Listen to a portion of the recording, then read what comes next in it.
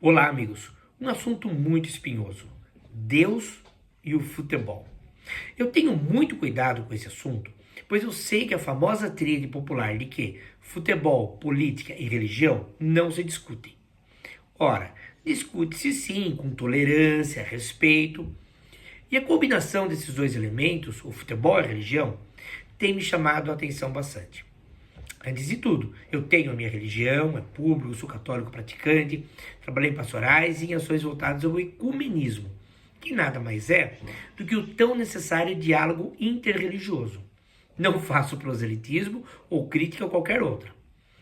A importância de quem vive uma crença é a maturidade e racionalidade da fé. Parece um termo contraditório, mas não é. Ciência e fé são complementares e não concorrenciais. O fanatismo, em qualquer crença, deturpa tudo isso. Assim, ser maduro e ser racional são condições necessárias para esse assunto.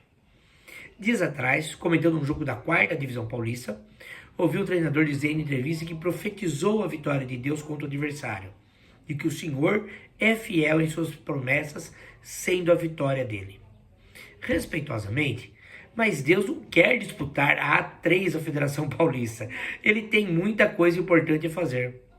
Se ele dá o livre-arbítrio às pessoas, e por isso há guerras, não por culpa de Deus, mas dos próprios homens, por que Deus ia favorecer a equipe A e prejudicar a equipe B? Milhares de pessoas morrendo injustamente, e qual o motivo para Deus dar mais importância a um jogo de futebol do que a resolução dos conflitos Rússia-Ucrânia ou Hamas e Israel? Não estou desenhando do boleiro que pediu ajuda a Deus, nem duvidando da sua fé. Não é um comentário ateísta, mas apenas levantando a seguinte situação.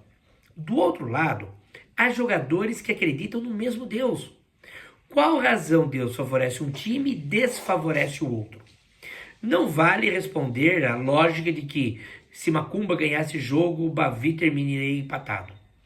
É óbvio que alguém vai dizer que o Deus dos cristãos é o mesmo que os deuses das crenças africanas, mas a analogia serve para o mesmo propósito, porque um rezou, outro rezou e um ganhou, outro perdeu. Aqui no Brasil, nós temos uma febre de fé no futebol, iniciada lá nos anos 90. O Tele Santana, nessa época, técnico mítico do São Paulo Futebol Clube, mostrou-se preocupado com os atletas de Cristo, por exemplo, pois falava-se a boca pequena que alguns deles não fariam falta no jogo por entender ser pecado. Coisa do passado. Sempre existiu a religião e a religiosidade no futebol. Ou seja, a fé, o rito, muitas vezes de maneira até supersticiosa. Não é costumeiro ver padres e pastores visitando as agremiações dos vestiários e, irônica e concomitantemente, esses mesmos clubes jogam sal grosso aos pés de uma trave, têm seus pais e santos oficiais. Certa vez, ainda jovem, eu apitei pela antiga B1B, que era a 5ª divisão, o clássico do avião, Guapira do Jaçanã versus AD Guarulhos. Os dois estádios desses times, que eles mandam seus jogos, estão na rota de Cumbica, e os aviões de grande porte passam baixinho sobre eles. É uma atração. Na hora do sorteio, do TOS, um capitão falou ao outro: que Deus te abençoe, te dê paz e honre a promessa feita a Abraão. Pô, nunca mais esqueci, achei diferente. E o jogo atrasou, pois rezou-se um Pai Nosso, uma Ave Maria por parte daquela mesma equipe. Normalmente você faz isso no vestiário, não dentro do campo. Mas no primeiro lance, depois que comecei a partida, esse mesmo capitão deu um pontapé no adversário, virou ele de ponta cabeça, o pau comeu.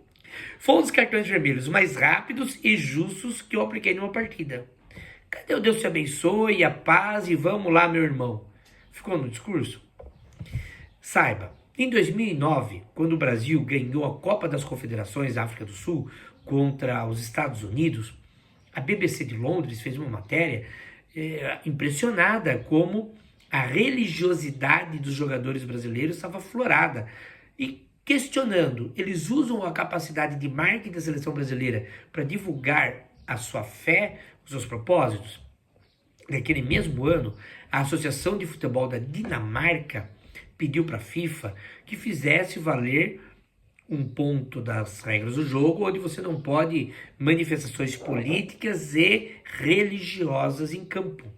E disse o seguinte: o Brasil, depois do jogo, comemorou, fez um monte de festa, praticamente um culto antes de receber o troféu. Você imagina muçulmanos, extremistas e outras crenças e outras radicalidades ou não, se forem expressar a sua fé, não tem mais jogo. Fica difícil realmente. Eu insisto, os jogadores têm a sua religião ou não a têm, podem ser agnósticos ou ateus, e devem ser respeitados. Mas Deus, ou os deuses, dependendo da sua crença, tem coisa mais importante para fazer do que decidir um placar de uma partida de futebol. Deve-se, em oração pré-jogo, pedir saúde, proteção contra lesões, um bom trabalho, sucesso, mas placares, não. Afinal, quando o time ganha, é pela bênção de Deus. E quando o time perde, se o outro rezou também, o que acontece? Por fim, saibamos acreditar as derrotas e vitórias ao trabalho dos jogadores, treinadores e demais envolvidos. E a Deus o dom da vida para exercer sua profissão. Antes que alguém fale que foi alguém ateu, nada, já disse, eu tenho a minha fé, pedi ao Espírito Santo que me iluminasse a fazer um bom texto também.